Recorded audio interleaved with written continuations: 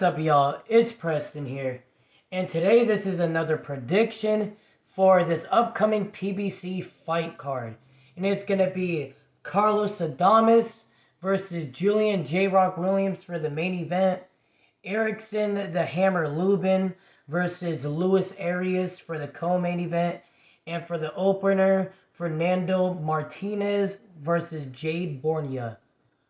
All right, so let's start off with the opener. Alright, so first up we got the opener. We got Fernando Martinez versus Jade Bornia. So first up we got Fernando Martinez. Fernando Martinez comes into the fight with a record of 15 wins, 0 losses, 0 draws, 8 wins coming by way of knockout. He comes in the fight with a height of 5'2", with a reach of 64 inches. All right, now we're gonna go to Jade Bornia. You just gotta wait here. You know, it's loading the screen right now. Oh, well, unfortunately, it doesn't really show because I have to sign in, but. Jade Bornia comes into the fight with a record of 18 wins, 0 losses, and 0 draws. I don't know how many knockouts he has because this computer is kind of stubborn, so it won't show me.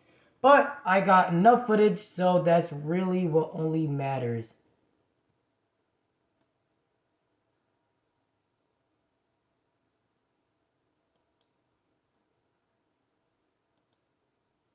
Alright. We gotta log into this. I kind of didn't get anything prepared that quickly. I was kind of rushing this, to be honest with you. So, if, I would very much appreciate you guys to be patient with me.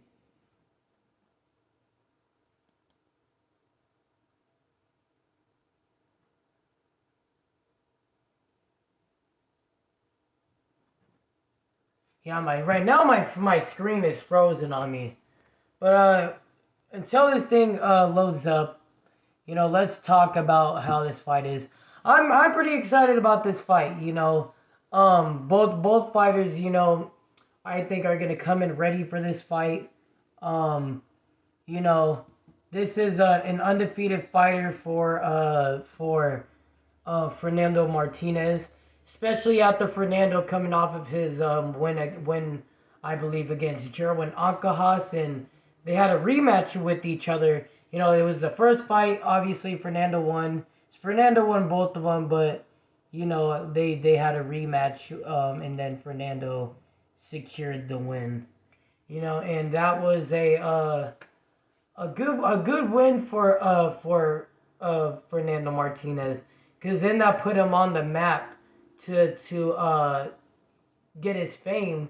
Because if you look at it, a lot of Argentinian fighters are promoted by Al Heyman, like a lot of them, like Brian Castano, Jeremias Ponce, and Fernando Martinez. It's just like a lot of fighters are getting, a lot of Argentinian fighters are getting promoted by Al Heyman. But I think it's right, to be honest. But anyhow, we finally have this loaded in. After how long it took for this to load in. It's actually kind of freezing on me right now. Okay, good. It's back to action. Alright. So.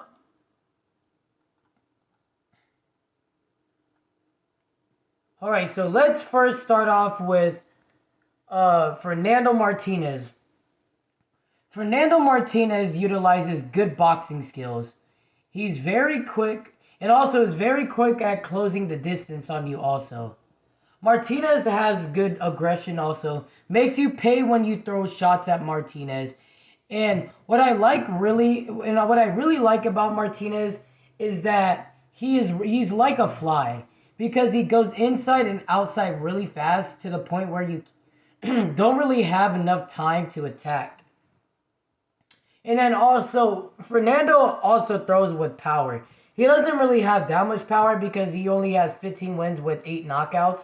So he doesn't really have like that much power, but he still throws with power. And usually throws with the power advantage over the fighters that he fights. All right, next up we got Jade Bornea. Jade Bornea, this guy throws power shots. Most of the time he usually just throws power shots. He actually kind of waits for himself to throw power shots, but I'll kind of get into that in a minute. He also waits pretty well when he throws his power shots. He also does pretty good at closing in on fighters' reach, so he can land his shots. So then he's not at a reach for then a fighter for a fighter to outbox Borneo. So he's good at kind of closing in the gap against fighters. But the thing is that I don't really like about him is that he waits a little too much. And I wish Borneo would throw soft punches, then throw power shots, and so then he can actually throw more shots. Because I feel like he waits a little too much to land his power shots. And that's kind of annoying. And that and that's just not anything that's necessarily that good. To do against a a champion like Fernando. My final thoughts on this fight. Borneo will do good at trying to close into the distance of Fernando. So then Fernando would have a tougher time to properly throw his shots and also will counter Fernando with his power to make him worry more.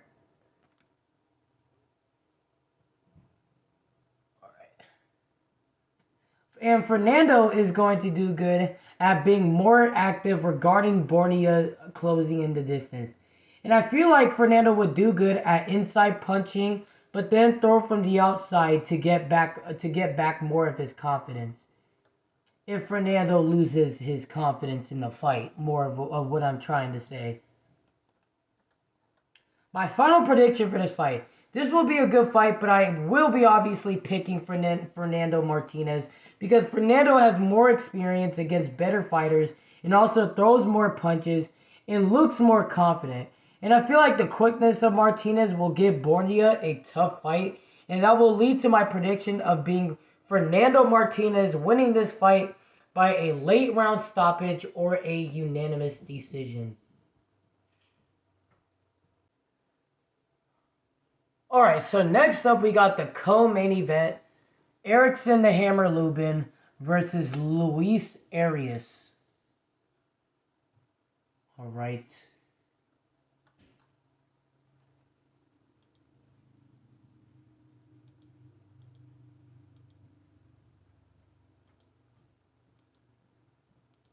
Alright, so I'm just waiting for this slow computer to start up because this computer is really annoying. Alright, so Erickson Lubin comes into the fight with a record of 24 wins, 2 losses, 0 draws, 17 wins coming by way of knockout. He has a height of 5'11" and has a reach of 74.5 inches. Luis Arias comes into the fight with a record of 20 wins, 3 losses, 1 draw, 9 wins coming by way of knockout, and comes to the fight with the height of 5'11" and doesn't really show his reach at all.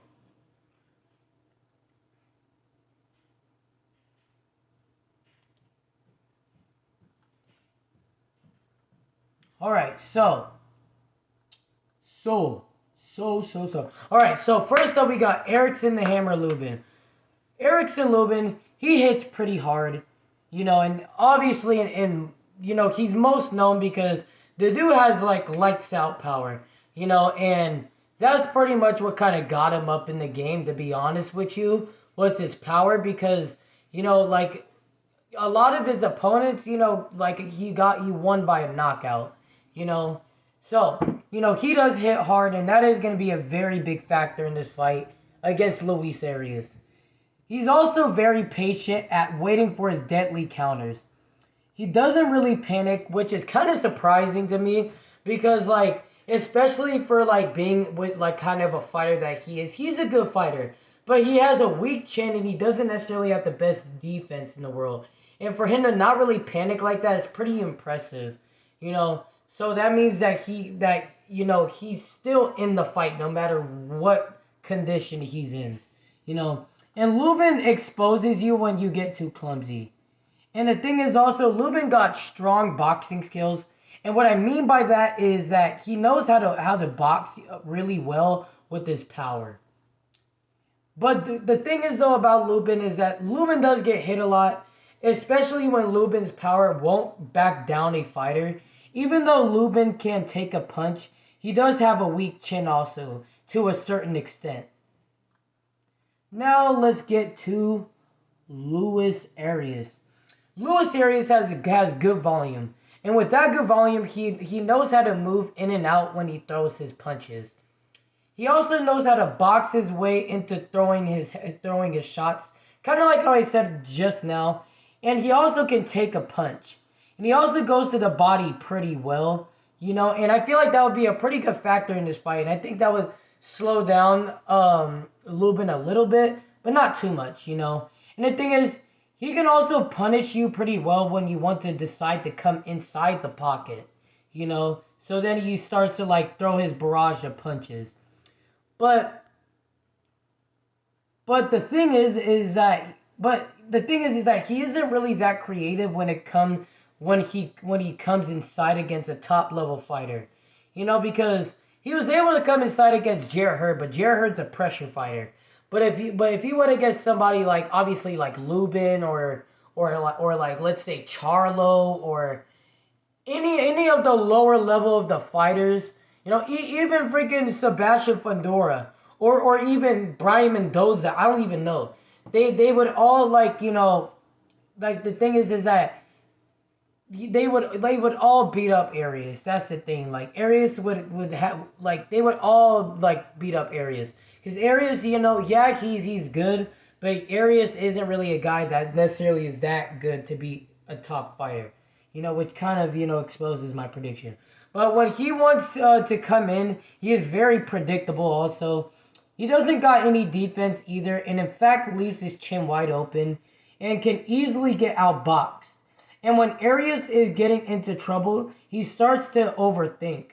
And when it doesn't look like Arias, and the thing is, it also looks like Arias doesn't got the proper tools either, in my opinion. My final thoughts on this fight: Lubin is going to do very good at making Arias box, and I feel like when Lubin does that, then that's when he will easily make the fight his fight, because Arias is not the best at boxing.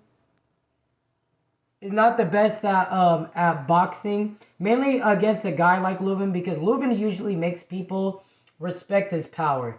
Arias is going to do good with his pressure, and if he does, and if he has the proper tools and mindset, he can win the fight. Because Lubin again struggles against people who don't back down, and if Arias is like that, then again he will have the right tools to winning the fight. My final prediction for this fight: this will be a good fight for Lubin after his layoff of fighting. And after that brutal fight with Sebastian Fundora, I feel like Lubin has learned a lot from that fight. And that would make him even more prepared for this fight against Luis Arias. And that leads to my prediction of picking Erickson the Hammer Lubin to winning this fight by either a late round stoppage or a unanimous decision. Alright, next fight we got the main event of the evening: Carlos Adames versus Julian J-Rock Williams. Alright, so first up we got Carlos Adames. Carlos Adames comes into the fight with a record of 22 wins, 1 loss, 0 draws, 17 wins coming by way of knockout. He comes into the fight with the height of 5'11" and with the reach of 73 inches. Alright, now we got Julian J-Rock Williams. Julian J-Rock Williams comes into the fight with a record of 28 wins, 3 losses, 1 draw, 16 wins coming by way of knockout. He comes into the fight with the height of 5'10" with the reach of 72.5 inches. So that means that Carlos Adames comes in with the longer reach. I believe he's taller also, because yeah, 5'11". So he's the bigger fighter in this fight. All right, so let's get to the tale of the tape. All right, so obviously first up we're gonna start off with Carlos Adames. Carlos Adames is very patient with his shots. Well, yeah, he's patient, when he wants. Well, he's working on being a lot more patient, in my opinion. I'm not gonna say he's just overall patient, because he used to struggle with, kind of being a little too aggressive with his punches, but he's starting to be more like patient now with his punches. And he also jabs pretty well in his way in when he punches. He also has great power too, and is easily respected with his power. He is also pretty accurate, good countering, and he also has good countering, and with this countering, that adds on to his power techniques, which is, adds on to also his boxing, and Adames can easily distance himself, and sometimes he might overly distance himself, but that's all right. But can easily be left in the dust though by a fighter. And what I mean by that is that, like, if somebody has good footwork, they can easily bounce circles around Adames, because Adames doesn't really have the quickest footwork in the world. And the thing is, in my opinion, I feel like Williams has the better footwork in this fight than Carlos Adames. Carlos Adames is a little more flat-footed, in this fight, and that could play a big favor for Williams in this fight.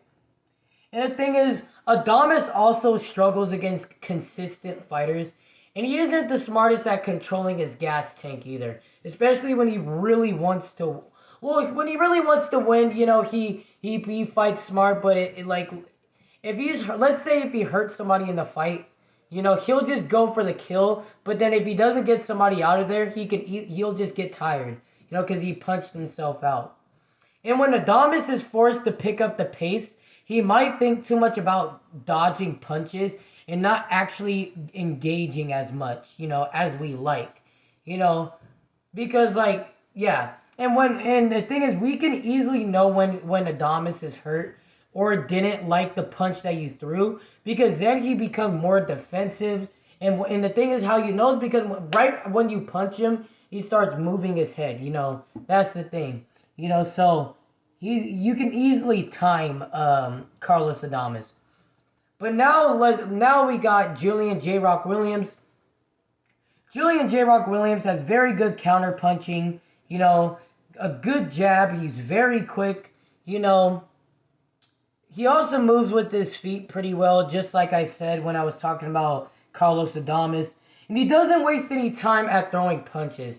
And he's kind of and he's also a big puncher. Not too much of a big puncher, but you can respect his punches. And also, and the thing is, he will give any fighter a tough fight. That's the thing. But J-Rock can easily, and the thing is, J-Rock can easily distance himself, because, like, the thing is that, like, cause since he has good footwork, he knows how to distance himself. But, oh, yeah. I was trying to understand what this was saying. But the thing is, J-Rock is pretty easy at, like, kind of closing in on him, because that's one of his flaws, because what I mean by that is that, like, you can get J-Rock onto the ropes, and then you could throw your barrage of punches. That's the thing, because the thing is that he's not really the best at getting off the ropes. That's what I was pretty much trying to say. And obviously, J-Rock doesn't have the best chin in the world, and he also gets hit a lot too. And he also struggles with capitalizing on winning a fight, And adding on to when he gets hit a lot, that's more in the later rounds, because then he starts breaking down a little bit. His footwork isn't as quick, because J-Rock is more dependent on his footwork, to be honest with you. So he's pretty quick on it, but in the later rounds, that's when his footwork starts to slow down. My final thoughts on this fight. Adames is going to do good at making sure that Julian is not really coming in at all, and to make him be at farther range. And when Julian comes in, then he can counter with his big shots, Adames. And when he gets Julian to the ropes, then that's when he starts destroying Julian with his shots. And also countering Julian when he wants to throw his shots. To make, Julian think a little more, with his shots. And also destroy the confidence of Julian. Julian Williams is going to do good at making sure to move his feet and pick his shots because he is not going to want to get caught by Adames. Because if he gets hit, I don't think he would respond that well if he's able to fight from the outside and pick his shots. Then easily can win and easily can win because Julian doesn't really because hold on. Julian does his best when he fights from far range because he doesn't want to get caught because his chin isn't that good, but is still quick enough so when Adames wants to engage, then he can quickly hit and move out the way. Kind of like the thing that Mayweather was saying, hit and not get hit. My final prediction on this fight, this is going to be a good fight, and this fight for me is still a little tough regarding the controversy of Julian J. Rock Williams. Because if he is prepared, J-Rock is really good because he boxes very well and has really quick footwork, just like I said a million times in this video. And I feel like Julian has the better footwork in this fight, in my opinion, and could easily make this fight his own fight with his quick footwork. But my final prediction in this fight is going to be Carlos Adames, mainly because he knows how to take hits better than Julian, and Julian doesn't really have power to make Adames not want to engage. And Adames got good power and most definitely has the power to beat Julian J. Rock Williams, in my opinion. And my final prediction in this fight is Carlos Adames by either a majority decision if it goes the full distance or a knockout in the early rounds. That's my only two ways I see this fight going for Carlos Adames. For that's my final prediction for this fight card. I got Fernando Martinez by either a stoppage in the later rounds or a unanimous decision. And then I got Erickson Lubin defeating Luis Arias by a late round stoppage or a unanimous decision. And then I got Carlos Adames defeating Julian J. Rock Williams by a knockout in the early rounds or a unanimous decision. Majority decision, excuse me. So make sure you guys like and subscribe. I'm Preston, and peace out.